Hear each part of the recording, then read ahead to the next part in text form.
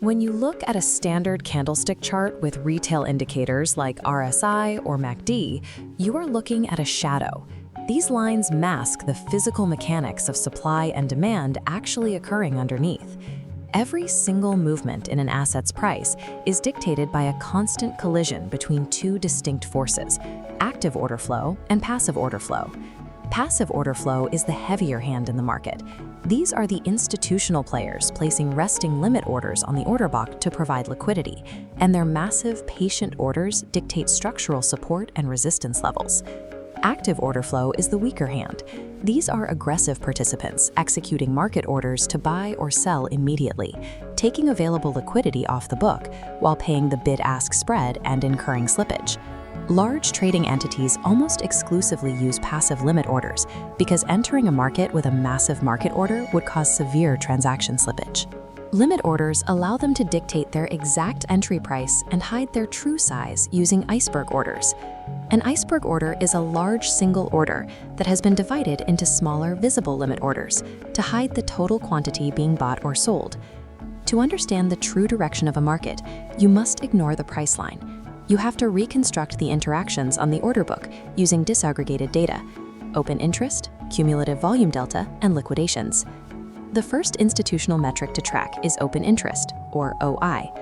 Open interest is a live tally of the total number of outstanding, unsettled derivative contracts in a specific market.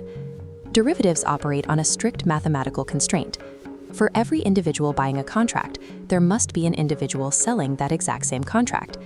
If Trader A places a limit buy order and Trader B matches it with a market sell, they have created a new position. The open interest for this market is now exactly one contract.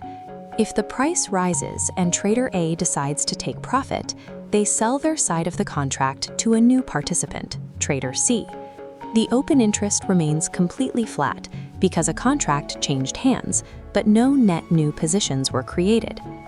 Finally, if Trader B, who is short, and Trader C, who is long, both decide to close their positions against one another, the connection is severed. The open interest drops back to zero. This creates a rigid mechanical rule.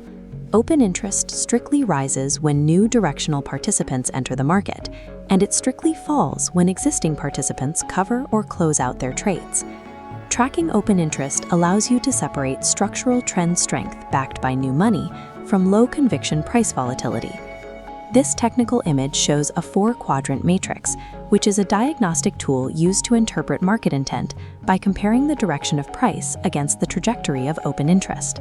In the top left quadrant, a rising price paired with rising open interest confirms that aggressive new directional longs are actively buying and validating the uptrend.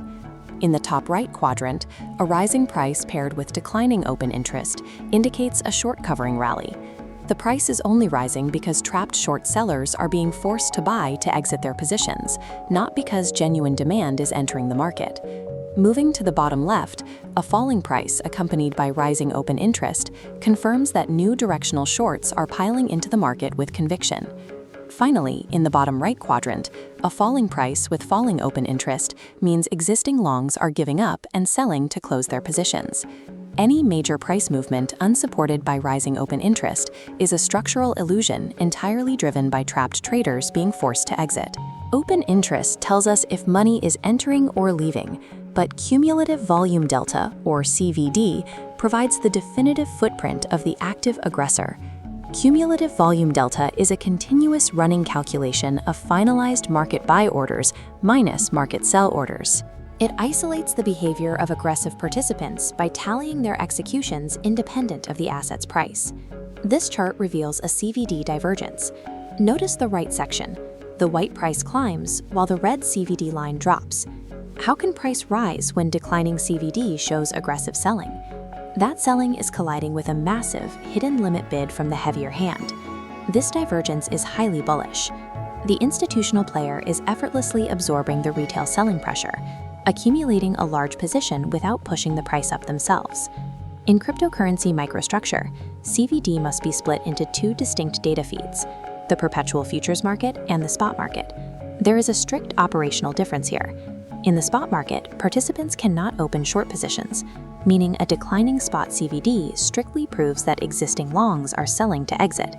This diagram differentiates market exhaustion from active absorption on the right.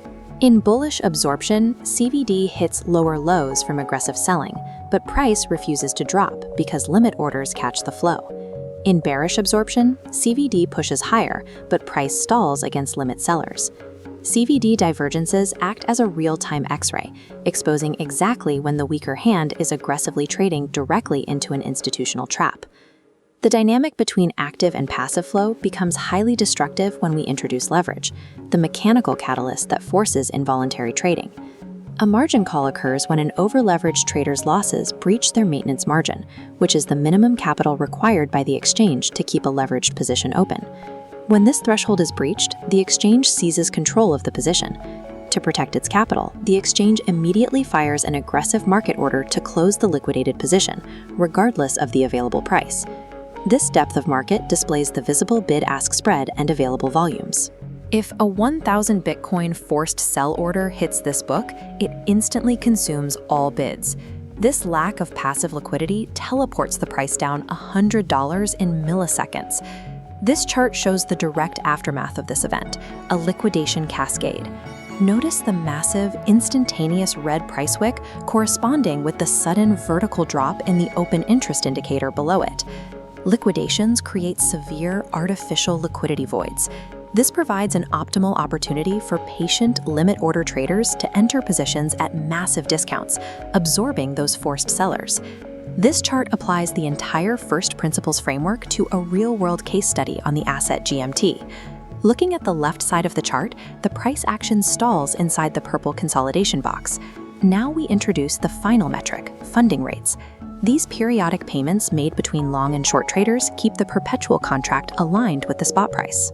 The extreme negative red spikes at the bottom prove active shorts are aggressively driving the perpetual price below spot. Next, analyze the open interest line in the middle. Notice how rapidly OI is rising during this exact consolidation, indicating massive conviction from short sellers. When we compare this derivatives frenzy to the spot CVD, representing the underlying asset, the data reveals that genuine spot holders are not aggressively selling. Shifting focus to the breakout on the right side of the chart, the price leaves the consolidation box in a massive, explosive rally upwards. Looking at the underlying data during the rally, the open interest line violently collapses and funding rates neutralize. The structural reality of the move is in the order flow. The heavy hand absorbed the incoming shorts inside that purple box. When the price ticked up, those trapped shorts were liquidated, and their forced buy-to-cover market orders fueled the entire rally. Mastering derivatives data is not about predicting the future. It is about objective market forensics, identifying exactly where aggressive participants are structurally trapped, allowing you to align with the heavier hand.